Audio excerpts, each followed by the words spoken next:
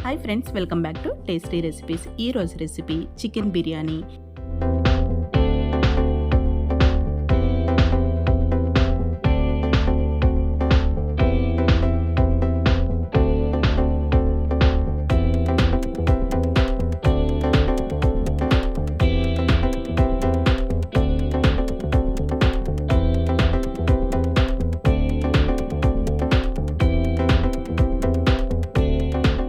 ఎప్పుడూ చేసుకునే చికెన్ బిర్యానీయే కదా, మనకి తెలుసు కదా అనుకుంటున్నారా?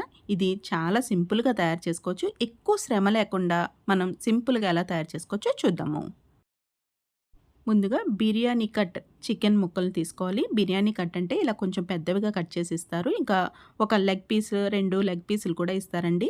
ఒక అర కేజీ తీసుకొని దీనిలోకి 1 టేబుల్ స్పూన్ వరకు అల్లం వెల్లుల్లి పేస్ట్, పావు టీ స్పూన్ పసుపు, 1.5 టీ స్పూను కారము, ఇంకా 1 టీ స్పూన్ ఉప్పు, 1 teaspoon chicken masala powder అంటే గరం మసాలా పౌడర్ నాన్ వెజ్‌కి ఉంటది కదా! ఆ పౌడర్‌ని వేసుకొని ఇలా చేత్తో బాగా కలుపుకోవాలి. లెగ్ పీసెస్‌కి ఇంకా ఈ పీసెస్ కొంచెం పెద్దవిగా ఉంటాయి కదండీ! అందుకని మనం ఎలాగో ఉడికించుకుంటాము. అయినా కానీ ఇలా కొంచెం బాగా పట్టించాము అంటే మనకి ఈ లోపలంతా కూడా మసాలా బాగా పడుతుంది. ఇలా బాగా పట్టించిన తర్వాత ఈ గిన్నెని కుక్కర్‌లో పెట్టుకొని ఒక 3, 4 విజిల్స్ వచ్చేంత వరకు ఈ చికెన్‌ని ఉడికించుకోవాలి. చూసారు కదా! చికెన్ ఉడికిపోయింది. ఇలా ఉడికించుకున్న ఈ చికెన్‌తో మనం బిర్యానీ తయారు చేసుకున్నామంటే చాలా త్వరగా రెడీ అయిపోతుంది. అలాగే చికెన్ ముక్కలకి మసాలా అంతా కూడా బాగా పట్టి మెత్తగా చక్కగా ఉడికిపోయి ఉంటుంది. చికెన్ చక్కగా ఉడికిపోయిందండి. ఇప్పుడు బిర్యానీ రెడీ చేసుకుందాము. మందంగా ఉన్న ఒక ప్యాన్‌ని తీసుకొని దీనిలోకి ఒక 3 గరిటెల వరకు నూనె కానీ, నెయ్యి కానీ వేసుకొని వేడి చేసుకోవాలి. నూనె మరీ వేడైపోవాల్సిన అవసరం లేదండి. కొంచెం గోరువెచ్చగా వేడైతే సరిపోతుంది. ఇప్పుడు దీనిలోకి ఒక 6 వరకు లవంగాలు, 1 ఇంచ్ దాల్చిన చెక్క, ఇంకా 3 మరాఠీ మొగ్గలు, స్టార్ ఎనైన్స్ ఒక 8-10 వరకు వేసుకోవచ్చు. ఇవి కొంచెం ఎక్కువ వేసుకుంటే బిర్యానీ ఫ్లేవర్ బావుంటుంది. ఇంకా 2 బిర్యానీ ఆకులు, 1 టీ స్పూన్ వరకు షాజీరా, ఇంకా కొంచెం బండ పువ్వు అంటే స్టోన్ ఫ్లవర్ అంటారు కదా! అది, ఇంకా ఒక 2 యాలకులు వేసుకొని వేయించుకోవాలి. ఇలా కొంచెం వేగిన తర్వాత దీనిలోకి అల్లం వెల్లుల్లి పేస్ట్ వేసుకోవాలండి. 1 టీ స్పూన్ వరకు అల్లం వెల్లుల్లి పేస్ట్ వేసుకోవాలి. అల్లం వెల్లుల్లి పేస్ట్ ఎప్పుడూ కూడా మనకి ఎక్కువ కలర్ వచ్చేయకూడదండి. మనకి అల్లం వెల్లుల్లి పేస్ట్ బాగా కలర్ వచ్చేసి మాడిపోయినట్టుగా అయ్యింది అంటే బిర్యానీ అంతా కూడా కొంచెం చేదుగా ఉన్నట్టుగా అయిపోతుంది. ఏ కూరకైనా మనం అల్లం వెల్లుల్లి పేస్ట్ అనేది ఎక్కువ మార్చేయకూడదు. అంటే కొంచెం గోల్డెన్ బ్రౌన్ అంటారు కదా! ఆ విధంగా రాకూడదనమాట. చూసారు కదా! అల్లం వెల్లుల్లి పేస్ట్ కొంచెం ఇలా వేగుతుంది కదా! ఇప్పుడే కొంచెం ఉల్లిపాయ ముక్కలు, ఇంకా ఒక 3 పచ్చిమిరపకాయలు చీలికల్లాగా కట్ చేసుకొని వేసుకోవాలి. ఉల్లిపాయ ముక్కలు మీడియం సైజు ఉల్లిపాయని ఇలా సన్నగా తరుక్కొని వేసుకోవాలి. ఇలా ఉల్లిపాయలు వేసి వేయించేయడం వల్ల మనకి ఈ అల్లం వెల్లుల్లి పేస్ట్ మాడకుండా ఉంటుంది.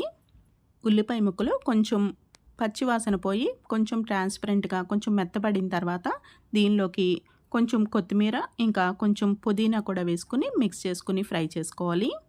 పుదీనా ఫ్లేవర్ ఇష్టపడేవాళ్ళు కొంచెం పచ్చిగా ఉన్నప్పుడే దీనిలో చికెన్ వేసేసుకోవాలండి. కొంతమందికి పుదీనా ఫ్లేవర్ అస్సలు నచ్చదు. అలాంటప్పుడు బాగా ఎక్కువగా ఫ్రై చేసేసుకొని అప్పుడు చికెన్‌ని వేసుకోవాలి.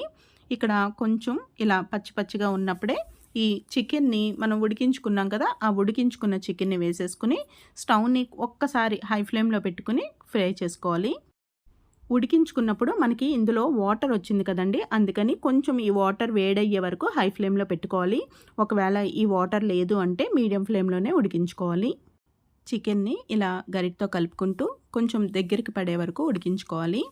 ఇప్పుడు దీనిలోకి ఒక 2 టేబుల్ స్పూన్ల వరకు కారం, కొంచెం స్పైసీగా కావాలి అనుకుంటే 2 టేబుల్ స్పూన్లు వేసుకోండి. లేదంటే తగ్గించుకోవచ్చు. ఈ కారం వేసి ఇలా కలుపుకున్న తర్వాత దీనిలోకి 1 టీ స్పూన్ వరకు ధనియాల పొడి, ఒక అర టీ స్పూన్ వరకు జీలకర్ర పొడి వేసుకొని కలుపుకోవాలి. ఈ చికెన్ కూరలాగా ఉంది కదా! ఇదంతా కూడా దగ్గరికి పడిపోయింది కదండీ! ఇప్పుడు ఆయిల్ కూడా కొంచెం లైట్‌గా సెపరేట్ అవుతూ ఉంటుంది. ఇప్పుడు దీనిలోంచి ఒక సగం ముక్కలు అంటే మనకి ఒక 7, 8 ముక్కలు ఉన్నాయంటే ఒక 4 ముక్కలు పక్కకు తీసేసుకొని, కొంచెం గ్రేవీ కూడా పక్కకు తీసేసుకొని, ఈ అడుగున ఒక లేయర్ లాగా ఈ కూర ఇంకా కొన్ని ముక్కలు కూడా ఇలా ఉంచేసి దీనిపైన ఉడికించుకున్న రైస్‌ని వేసుకోవాలి. 80% ఉడికించుకున్న బిర్యానీ రైస్‌ని వేసుకోవాలి. బిర్యానీ రైస్‌ని ఉడికించుకునేటప్పుడు దానిలో ఒక యాలుక్కాయ, ఒక లవంగము, చిన్న ముక్క దాల్చిన చెక్క, ఇంకా షాజీరా, పచ్చిమిర్చి, ఒక బిర్యానీ ఆకు వేసుకొని ఈ రైస్‌ని ఉడికించుకోవాలి. చూసారు కదా! ఇలా ఒక లేయర్ అంతా కూడా ఈ రైస్‌ని ఇలా వేసేసుకోవాలి. ఇప్పుడు తీసి పక్కన పెట్టుకున్న చికెన్ ఇంకా కొంచెం పక్కన ఉంచాం కదా! అది ఇంకా గ్రేవీ కూడా దీనిపైన వేసేసుకోవాలి.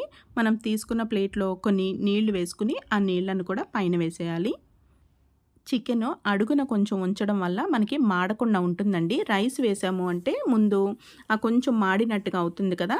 అలాగే మనం 80% ఉడికించాం కాబట్టి ఇలా కొన్ని నీళ్లు వేసి అంటే ఈ కూర మిగిలిన కూరలో కొంచెం నీళ్లు వేసి ఇలా కలపడం వల్ల మిగిలిన 20% కూడా చక్కగా ఉడికిపోతుంది. ఇప్పుడు పైన ఇంకొక లేయర్ రైస్ వేసేసుకోవాలి.